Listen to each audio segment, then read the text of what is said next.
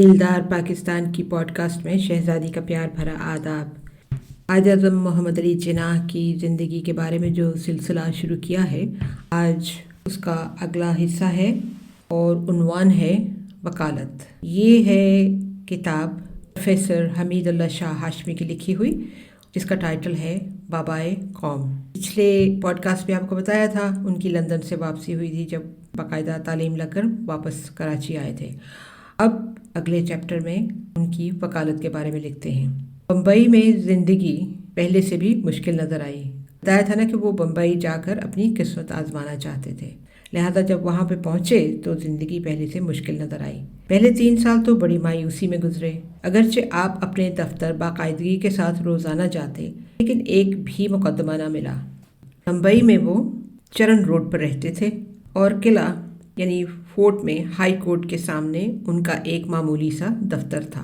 ना कोई मौकल आता, ना कोई मुकदमा मिलता, ना ही कोई आमदनी होती। कर्जा लेकर ज़िंदगी बसर होती थी। घर से दफ्तर का फासला 3 मील था, जहाँ से सुबह शाम पैदल आते जाते थे। 3 साल इसी तरह गुजर गए। इस अरसे में, जैसा कि वो खुद कहा करते थे, दम घुटता रहा कि मुझे सुनने वाला भी कोई नहीं। इसी अरसे में मोहम्मद अली जिन्नाह को एक दोस्त ने मैकफरसन के दफ्तर में कागजात पढ़ने की इजाज़त दिलवा दी। मैकफरसन इस वक्त सरकारी वकील थे। ये एक ऐसा एजाज़ था जो पहली बार किसी हिंदुस्तानी को मिला था। इस बात पर अंग्रेज़ी हलकों में मैकफरसन पर नुक्ताचीनी भी हुई, लेकिन मोहम्मद अली जिन्नाह का नाम कानूनी हलकों में एक हद तक मशहूर हो गया था। 1900 में बम्बई में दर्जाए सोम के प्रेसिडेंसी मजिस्ट्रेट की आर्जी जगह खाली हुई। आप मुलाजमत करना तो नहीं चाहते थे, मगर अपनी काबिलियत जाहिर करने के लिए ये ख्याल पैदा हुआ कि वक्ती तौर पर इस मुलाजमत को हासिल किया जाए।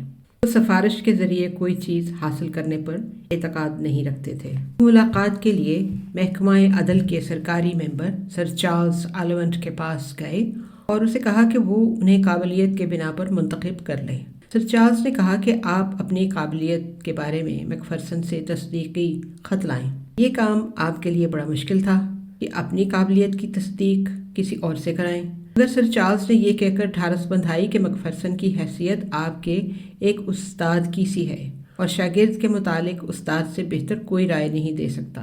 इससे मोहम्मद अली जिन्नाह को कुछ हौसला हुआ। दूसरे दिन जब मैकफरसन से मुलाकात हुई तो पता चला कि सर चार्ल्स ने पहले ही मैकफरसन से उसका जिक्र कर दिया था।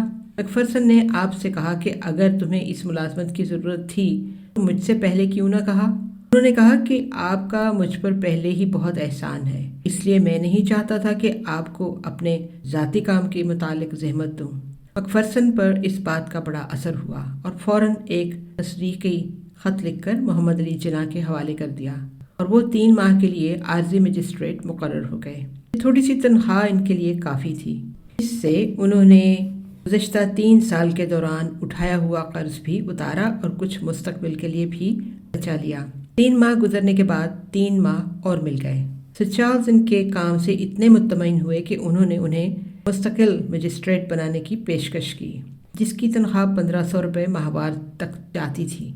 आपने इस पेशकश का शुक्रिया के साथ इनकार कर दिया और कहा कि मैं तो 1500 रुपये रोज़ाना कमाना चाहता हूँ। सर चार्ल्स आलवंट ने समझा कि नौजवान वकील गलती कर रहा है, लेकिन आपका फैसला अटल था। कुछ दिनों के बाद आपकी सर चार्ल्स से एक क्लब में मुलाकात हुई।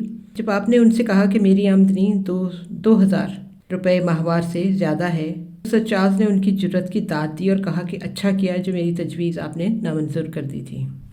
ये था छोटा सा चैप्टर उनकी वकालत के बारे में। आने से पहले फिर एक दफ़ा इलामा इकबाल का एक शेर हाज़िर खिदमत है। तू शाही है, परवाज़ है काम तेरा, तेरे सामने आसमां और भी है। हमारी ईमेल का एड्रेस अब तक आप जान गए होंगे, dildarpakistan@hotmail.com। Until next time, take care, God bless, Allah Hafiz.